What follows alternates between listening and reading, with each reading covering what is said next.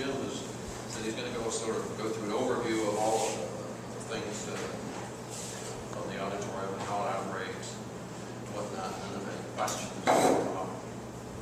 along the way, we can answer those. Jim. When I came here in August of 2007, about a quarter of the CAPC's budget was going to the auditorium, the expense of running the auditorium. And that was about half, or a little less than half, of what the commission was spending in outside advertising to bring tourism to Eureka Springs.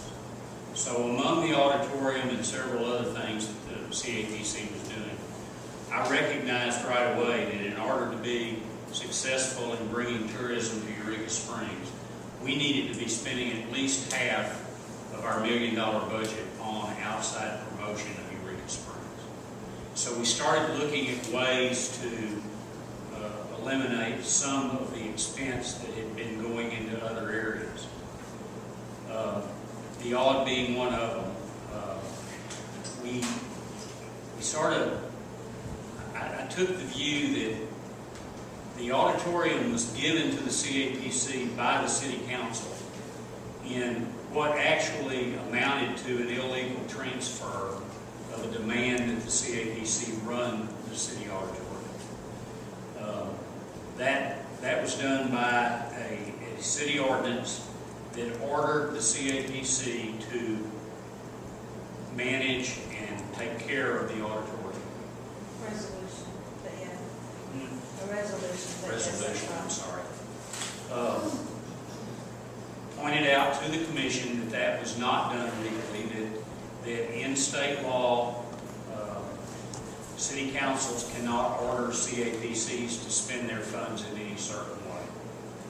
So over time, we took the view that probably what we should do is simply turn the maintenance items of the auditorium, utilities and maintenance, back over to the city, and we could offer to manage the auditorium and bear the expense of managing it, at least until the city decided whether they wanted to continue to operate the auditorium. Now, an aside, there are those in town since I arrived that said Jim Williams wants to close the auditorium. Not true. Perfectly happy with the auditorium being open and operating. Just not happy with 25% of the CAPC budget going to that end. So we did, in fact, tell the City Council last year that effective first of the year, we were no longer going to take care of maintenance and utilities for the auditorium. Prior to doing that, in February of 2009, the CAPC paid for a facility study. We had an architect and a team of AC people and electricians and plumbers that this architect in Rogers put together, come over and do a facility study. That is available at the mayor's office and at our office for any of you all to read that want to read it.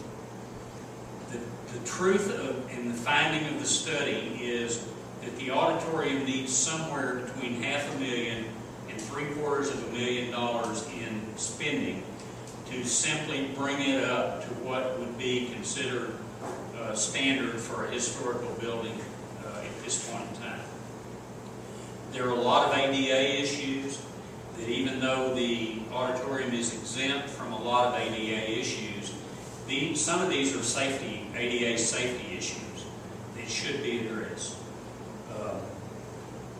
I am reluctant to rent the gym very often because the stairs down into the gym are not ADA compliant and are in fact not very safe for anybody that's gone down there and had a few beers. So that's problematic. That study exists, and as far as the CAPC is concerned, we did the study so the city could see what they were faced with in bringing the building up standard. Now, some of that has been done. They got a grant to do the parapet, which was falling off. There's been a grant given, I think, to redo all the windows. which will help in the utility expense. And some of the immediate maintenance things that the city, either through Public Works or through Don Matt can do, have been done. But there's still $500,000 easily hanging out there that needs to be done. Those of you who remember the renovation of the auditorium probably think that a lot of that was done then. It was. The renovation was probably 90% cosmetic to the building. And while wonderful, it didn't solve these physical plant problems that the audit has. I have here, I don't know that I have enough for everybody. We may have enough for each table to have one. You want to pass these out? A copy of a statement of revenue and support disbursement for the audit for 2008 and 2009, and then what's budgeted for 2010.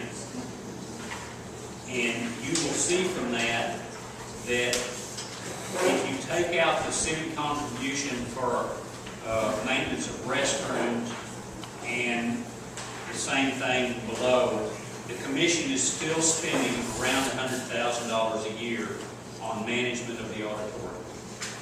That includes very little maintenance.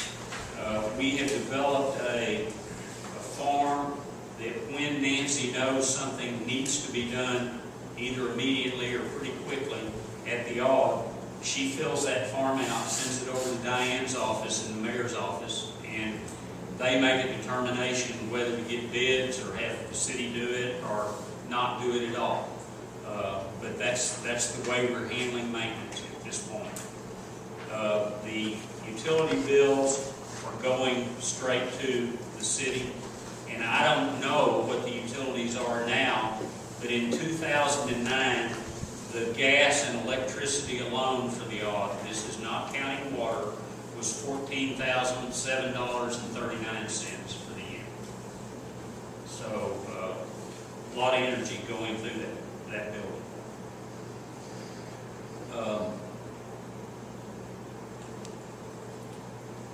We are still paying the salary for Nancy to be there on a daily, weekday basis. We are paying, we're providing a fund for Nancy to use for contract labor when she needs to hire extra help for ticket sales or things like that. And then all of these expenses are detailed on there. The other one is the tech director's contract, and that's with Ron Sumter back here.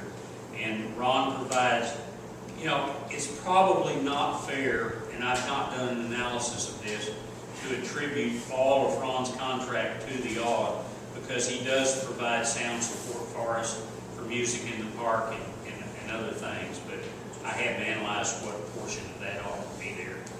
We can do that, but have The park was close to, well, it's every day this year. Yeah. I mean, so. And I would add that it is a contract for my services and my equipment. Yeah. So most of the sound equipment in the audit belongs to Ron. So we did at one time get an estimate from two firms on what it would cost to come and provide tech support for one event in the audit, and it ranged from somewhere like $2,500 to $5,000. That's for a high impact, high profile. Yeah. Yes. So, current rates for use of the audit,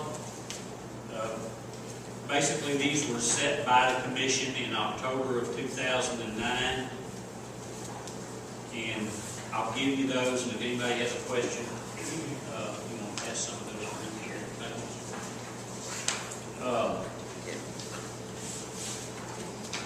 To believe that we are collecting from people who rent the audit what it costs to operate the audit is a sheer fantasy. The one thing we have tried to do in our new contract is charge for the tech director's time